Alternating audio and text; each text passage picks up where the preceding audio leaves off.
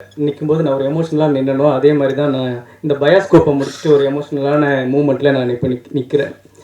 ஏன்னா நம்ம எடுத்த படத்தால் ஒரு உயிர் காப்பாற்றப்பட்டுச்சு அப்படிங்கிறது எனக்கு அப்போ ரொம்ப எமோஷ்னலாக இருந்துச்சு.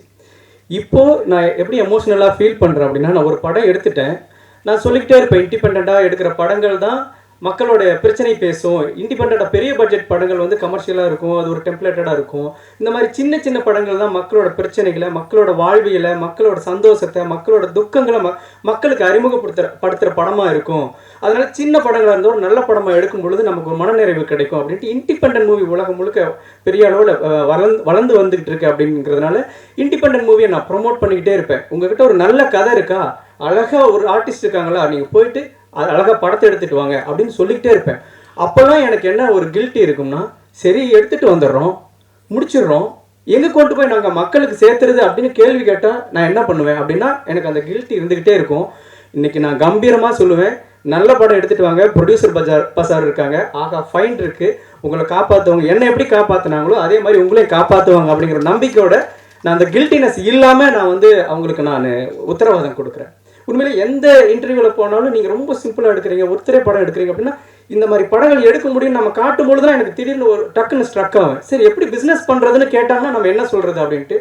உண்மையிலேயே பயாஸ்கோப்புங்கிற ஒரு படம் உருவாகி அதை ஒரு நிறுவனம் வந்து பார்த்து நாம் என்ன நினச்சிட்டு இருப்போம், ஓ இவங்களுக்கு பிடிக்குமா பிடிக்காதா, இவங்க வாங்குவாங்களா வாங்க மாட்டாங்களா, இப்படி நினச்சிக்கிட்டு இருக்கிற ஒரு இயக்குனருக்கு ஒரு தயாரிப்பாளர் என்ன பண்ண, படம் வந்துச்சுங்க வாங்கிட்டாங்க அப்படின்னு சொன்னால் ஓகே நமக்கு காசு வருதுன்னு ஒரு தயாரிப்பாளருக்கு ஒரு சந்தோஷம் இருக்கும்.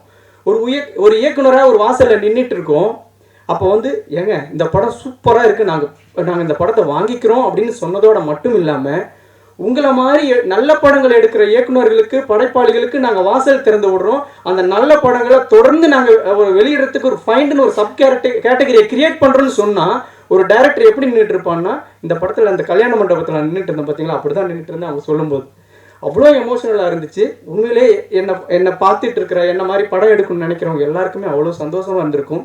நான் முதல்ல ஏன் ஆகாவுக்கு நான் தேங்க் பண்ணும் அப்படின்னு நினச்சேன் அப்படின்னா, இந்த மேடை அவர்களால் உருவாகினால அவங்களுக்கு நான் நன்றி சொல்லணும் அப்படின்னு நான் ரொம்ப ஆசைப்பட்டேன்.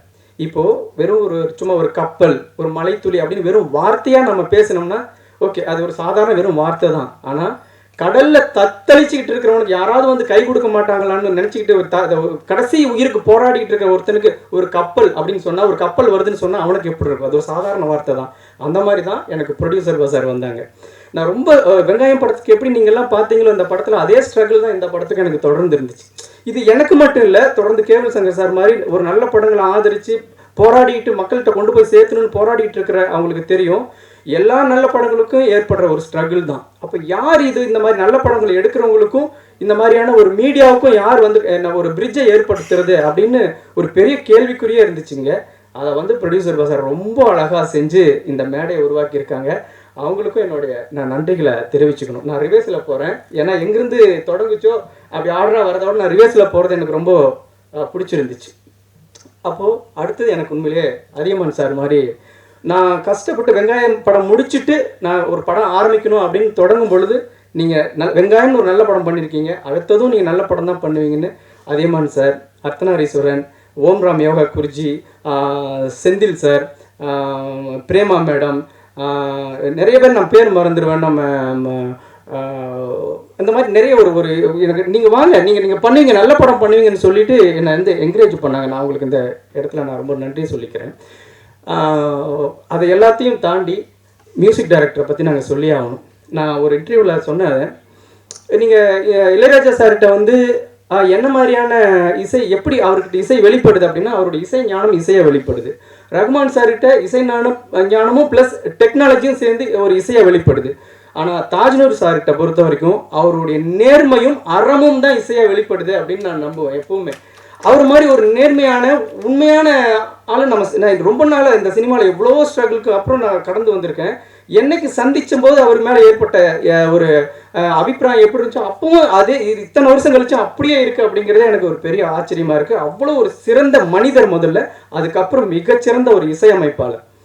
ஏன்னா இந்த படங்கள் தான் தொடங்கி வச்சிருக்கு 2025. நீங்கள் வேணா நான் இந்த 2024 இறுதியில் நான் உங்கள்கிட்ட ஒரு உத்தரவாதம் கொடுக்குறேன். 2025 ஒரு முக்கியமான அவார்டு வழங்கக்கூடிய ஒரு விருது வழங்கக்கூடிய ஒரு நிறுவனம் ஏதாவது தேர்ந்தெடுக்கும் பொழுது முதல் ஒரு 3 இயக்குனர் இசையமைப்பாளர்கள் பட்டியலில் கண்டிப்பாக தாஜ்னூர் சார் இருப்பார். நான் அவரை அடுத்தடுத்து வச்சிருக்கிற படங்களை நான் வந்து பார்த்துக்கிட்டு இருக்கேன். அதே மாதிரி நம்மளாம் வந்து உண்மையிலேயே சின்ன வயசில் இருக்கும் பொழுது பாக்யராஜ் சாரோட படங்களில் வந்து ஒரு 5-6 சின்ன பசங்கள்லாம் இருப்பாங்க. எப்போவுமே அவரோட படத்தில் அவர் கூட இருப்பாங்க, சின்ன சின்ன பசங்கள் இருப்பாங்க. நாங்கள்லாம் இப்போ உட்காந்துருக்கிறது அந்த சின்ன பசங்க மாதிரி தான். அவர் எங்களுக்கு ஒரு இமயமலை மாதிரி தான் எப்போவுமே. சும்மா அவர் இருக்காரு அப்படின்லாம் இல்லை. நம்ம சின்ன வயசில் அவர் எப்படி பார்த்தோம். இன்னைக்கு ராஜ்குமார்னு ஒருத்தன் படம் பண்ணியிருக்கான், அதை ப்ரொடியூசர் பஜார்னு ஒன்று ரிலீஸ் பண்ணியிருக்காங்க. ஆகா ஃபைண்டுன்னு ஒரு சூப்பரான ஒரு விஷயம், நல்ல படங்களுக்கு ஒரு பிளாட்ஃபார்ம் அமைச்சு கொடுக்குறாங்க. அப்படிங்கும் பொழுது சரி நமக்கு என்ன வேணும், நாம வந்து எல்லாம் ஜெயிச்சுக்கிட்டு இருக்கிற ஒரு பெரிய இயக்குனர், நம்ம ஏன் அதை பண்ணணும் அப்படின்னு நினச்சிருந்தாருன்னா அவர் வந்திருக்கவே தேவையில்லை. எங்கே ஒரு நல்ல படம், எங்கே ஒரு நல்ல விஷயம் நடந்தாலும் யார் ஒரு படைப்பாளிக்கு எங்கெல்லாம் காப்பாற்றப்பட்டாலும் அந்த இடத்துல நம்ம போய் கரம் கொடுக்கணும், அந்த இடத்துல நம்ம நிற்கணும், அவன் அந்த இடத்துல அவனோட வளர்ச்சிக்கு நம்ம தட்டி கொடுக்கணும் அப்படின்னு நினைக்கிறாரு. அப்படிங்கும் பொழுது உண்மையிலேயே சார் தமிழ் சினிமாவில் நாங்கள் எங்களை மாதிரி ஒரு நல்ல படம் பண்ணணும்னு நினச்சிட்டு இருக்கிற அத்தனை இயக்குனர் சார்பாகவும் உங்களுக்கு எங்களுடைய நன்றிகளை தெரிவிச்சுக்கிறோம். அப்புறம் என்னோட டீம் இந்த இடத்துல சொல்லி ஆகணும். உண்மையிலேயே நான் ரொம்ப வெங்காயம் படத்துக்கு அப்புறம் என்னுடைய ரொம்ப முக்கியமான காலகட்டம் எதுன்னா, அடுத்தது நான் என்ன படம் பண்ணுறது என்ன பண்ணுறது ஒரு பெரிய தேக்கம்.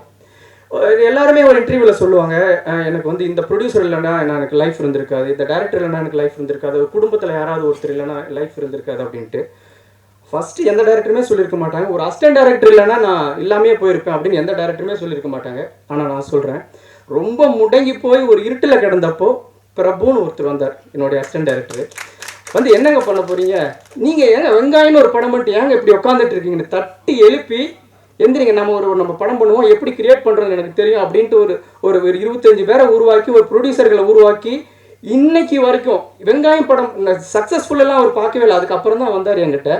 எப்போ நான் வந்து டவுன்ஃபாலுக்கு போகிறனோ அன்னைக்கு வந்து இத்தனை வருடமும் நீ ஜெயிக்காம உன்னை விட்டு போக மாட்டேன்டான்னு ஒருத்தர் கங்கணம் கட்டிக்கிட்டு இந்த இடத்துல கொண்டாந்து நிறுத்துற வரைக்கும் அவங்க குடும்பத்தில் இருக்கிற பிரச்சனைகள், அவங்களோட தனிப்பட்ட விஷயம் எதை பற்றியுமே கவலைப்படாமல் இன்னைக்கு நான் இந்த இடத்துல வந்து நிற்கிற வரைக்கும் அவர் கை கட்டிக்கிட்டு வேடிக்கை பார்க்குறாரு. அப்படின்னா ஒரு அசிஸ்டன்ட் டைரக்டர் காப்பாற்றப்பட்ட, ஒரு உதவி இயக்குனரால் காப்பாற்றப்பட்ட இயக்குனருங்கிறதே நான் பெருமையாக சொல்லிக்குவேன். அதில் எனக்கு எந்த விதமான தயக்கமும் இல்லை. ரொம்ப நன்றி பிரபு. அதே மாதிரி கூட இருந்து ரிலீஸ்க்கு வேலை செஞ்சுட்டு இருக்க முரளி, குப்புசாமி மாதிரியான வாங்க பிரபு, வாங்க பிரபு.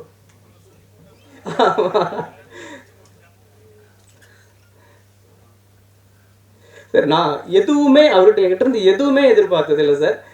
உண்மையிலேயே உங்களுடைய உதவி இயக்குனர்கள்லாம் இன்னைக்கு பெரிய பெரிய ஜாம்பவானாக இருக்காங்க.